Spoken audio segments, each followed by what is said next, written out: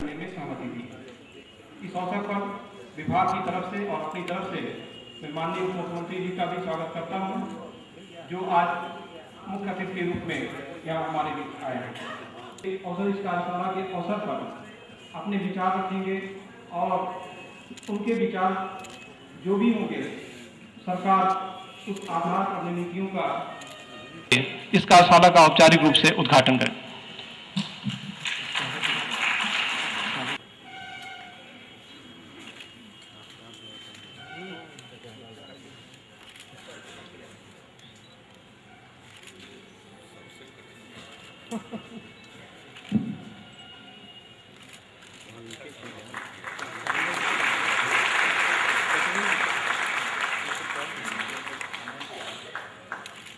Hand लगा दीजिए, दोनों हाथ लगा दीजिए।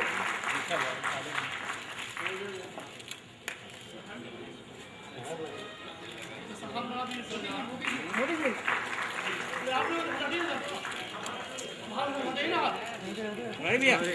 भैया पे कैमरा आ रहा है।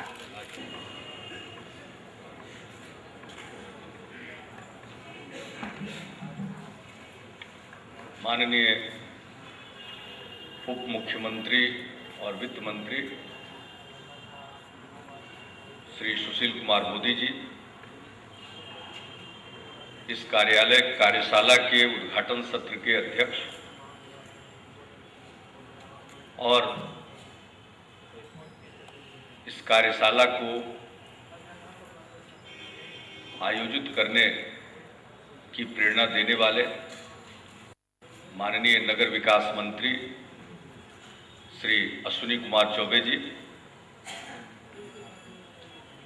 माननीय पथ निर्माण एवं पर्यटन मंत्री श्री नंद किशोर यादव जी, माननीय लोक स्वास्थ्य अभियंत्रण मंत्री श्री प्रेम कुमार जी, सचिव नगर विकास विभाग के अन्य अधिकारीगण, इस कार्यशाला में उपस्थित माननीय विधायकगण और नगर निकायों के चुने हुए प्रतिनिधिगण, विभाग को और इस विभाग के मंत्री श्री अश्विनी कुमार चौबे जी को बधाई देना चाहता हूं कि सरकार गठन के इतने कम समय में ही उन्होंने नगर निकायों और नगरों की समस्या पर चर्चा करने के लिए और खुली चर्चा करने के लिए इस कार्यशाला का आयोजन किया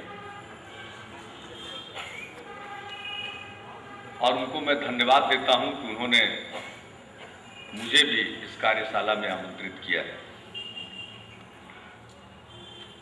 अभी यहां सचिव नगर विकास विभाग ने इस कार्यशाला के मकसद को स्पष्ट करने के लिए एक प्रेजेंटेशन भी दिया है और उससे बहुत सारी बातें स्पष्ट हो जाती हैं। माननीय मंत्री नगर विकास विभाग ने भी पूरी परिस्थिति का विवरण किया, राज्य सरकार की पहल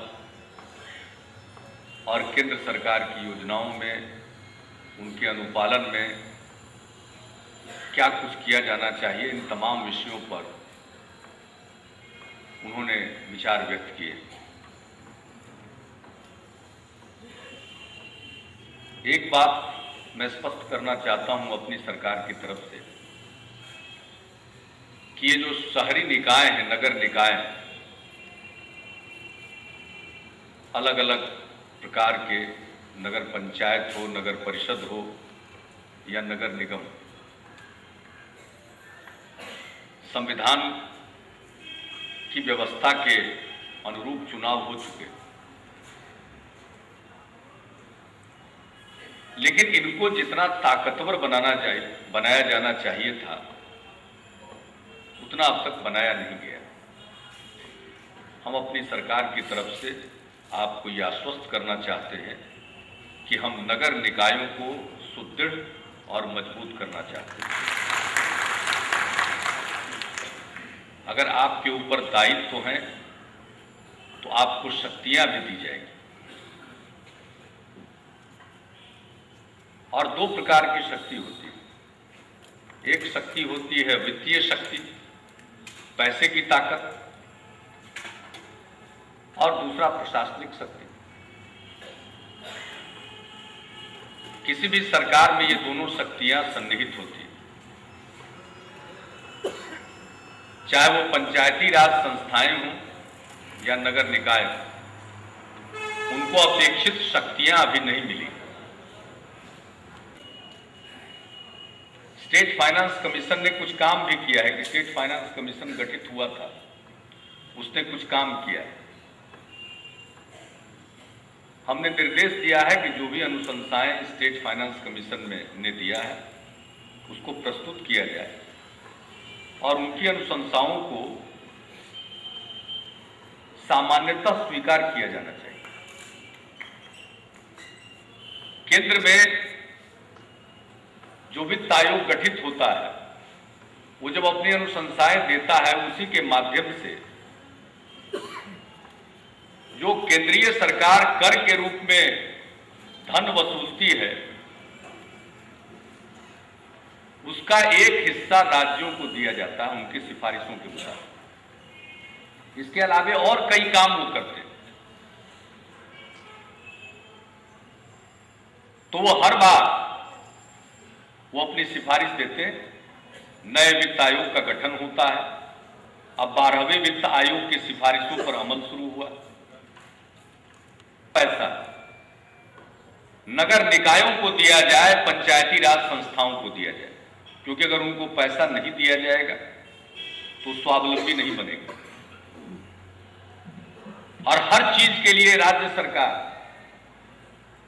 अब ये बहुत अच्छी संवैधानिक व्यवस्था है, संविधान के अक्षर के मुताबिक तो कुछ काम कर दिए गए, लेकिन उसकी जो भावना थी, उसकी जो अवधारणा थी, उसका जो स्पिरिट था उसके पीछे, उसके मुताबिक काम नहीं हुआ गया।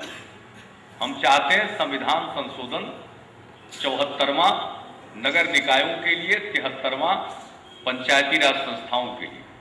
मैं दोनों के संबंध में कहना चाहता हूं, ये दोनों संविधान संशोधन हुए तो उसको उसके स्पिरिट में उसको लागू किया जाना चाहिए। और उसके लिए जरूरी है कि उनको वित्त प्रदान किया जाए, वित्तीय शक्तियां प्रदान की जाए। अब ये बताया गया उनको कई कामों के लिए आना पड़ता है राज्य सरकार के पास। इसकी क्या आवश्यकता? हर काम के लिए राज्य सरकार के पास आने की कोई आवश्यकता नहीं। राज्य सरकार और केंद्र सरकार में कोई सुरखाब का पर लगा हुआ नहीं, वही लोग हैं। ये तो किसी को दायित्व देने से पता चलता है। अगर जिनके ऊपर दायित्व आएगा वो काम करेंगे। ठीक कहा अश्विनी चौबे जी ने, अकाउंटेबिलिटी भी होनी चाहिए, वो तो होगी। लेखा परीक्षा भी होगी, ऑडिट भी होगा, अकाउंट मेंटेनेंस भी ठीक होना चाहिए। उसके लिए बिहार सरकार ने जो डबल एंट्री सिस्टम की बात की है वो लागू होगा, उसको लागू होना चाहिए। अकाउंट का संधारण, उसका मेंटेनेंस नियमों के मुताबिक होना चाहिए। खर्चे की शहरी निकायों को और पंचायती राज संस्थाओं को अधिकार संपन्न बनाया जाए, तभी सही मायने में यह स्वशासन होगा। तभी ये सही मायने में स्वशासी संस्थाओं के रूप में ये परिणत होंगी। और ये वहीं तक नहीं, जैसे केंद्र में सरकार होती है, राज्य में सरकार होती है, उसी प्रकार से संविधान संशोधन की ये भावना है कि नगर निकाय भी सरकार की तरह काम करें, ग्राम पंचायत, पंचायती राज संस्थाएं भी सरकार की तरह काम करें। तो एक तीसरा लेयर सरकार का होगा। केंद्र और राज्य के बाद एक लेयर सरकार का और होगा। काम करना प्रारंभ किया, हम योजना बनाने में लगे हैं, चाहे गंगा नदी के किनारे किनारे सड़क बनाकर घाटों को सुंदर बनाया जाए और वह एक दर्शनीय स्थल में तब्दील हो जाए, लोग आए देखें उसको, या और कई काम हो सकते हैं, उन कामों को किया जाना चाहिए। पटना को सुंदर बनाना चाहिए और कई अधिकार तो नगर निकायों को मिलना ही चाहिए। अब ये मकान बन रहे हैं, आप सभी नगर निकायों के चुने हुए प्रतिनिधि हैं। मैं एक बात कहना चाहता हूं, मैं भारत सरकार का कृषि मंत्री हूं और उस समय डिजास्टर मैनेजमेंट कृषि मंत्रालय के साथ, तो देश भर में चाहे जिस प्रकार का भी डिजास्टर हो जाए, बाढ़ आ जाए, समुद्री तूफान आ जाए, भूकंप आ जाए या और भांति भांति प्रकार के जो अनेक प्रकार के जो नेचुरल डिजास्टर होते रहे हैं, उन सबों को देखने की जवाबदेही होती थी कृषि मंत्रालय के पास।